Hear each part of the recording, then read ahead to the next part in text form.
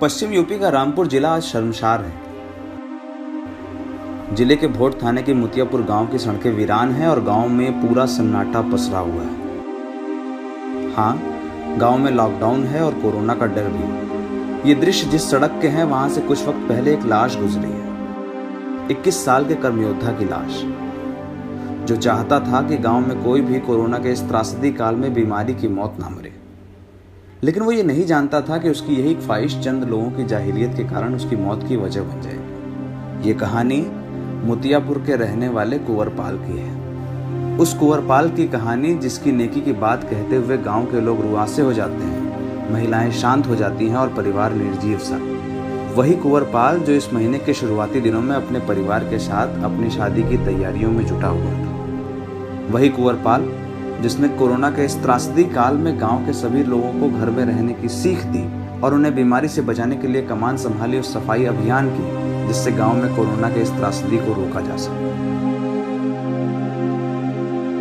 तारीख थी 14 अप्रैल, साल था 2020 और जगह थी मुतियापुर के पास का प्रेमपुरा इलाका।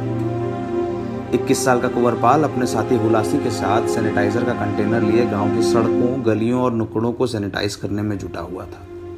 साथी से बात हो ही रही थी कि इसी गांव का इंद्रपाल अपने साफ कपड़ों के साथ साथियों के साथ अचानक यहां से गुजरा।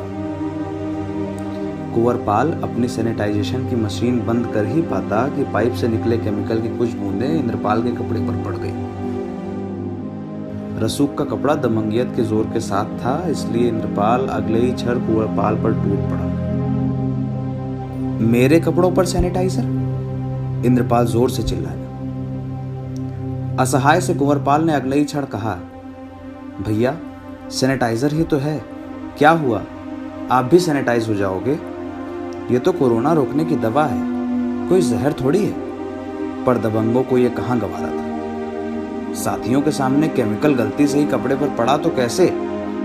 बस अगले ही क्षण उसने कुंवरपाल का मुंह दबाया, सैनिटाइजर की मशीन की पाइप खींची और जो केमिकल रसूख के कपड़े पर पड़ा था उसकी सैकड़ों बूंद कुंवरपाल के मुंह में झोंक दी।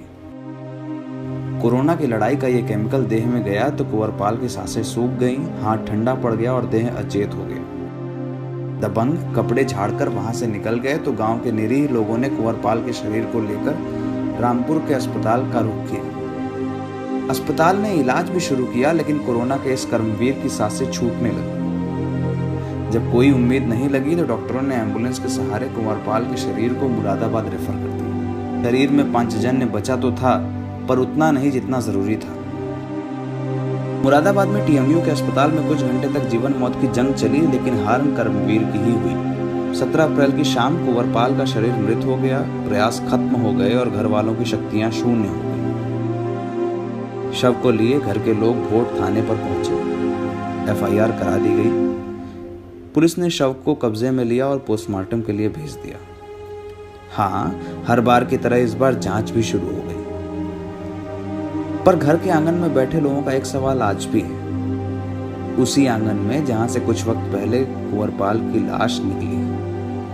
घर वालों का सवाल है कि कोरोना से बचाव के लिए उनके घर का जो बेटा मृत लाश बनकर कुछ वक्त पहले मकान से निकला था, क्या उसका दोष इतना बड़ा था कि कोई उसकी जान ही ले ले।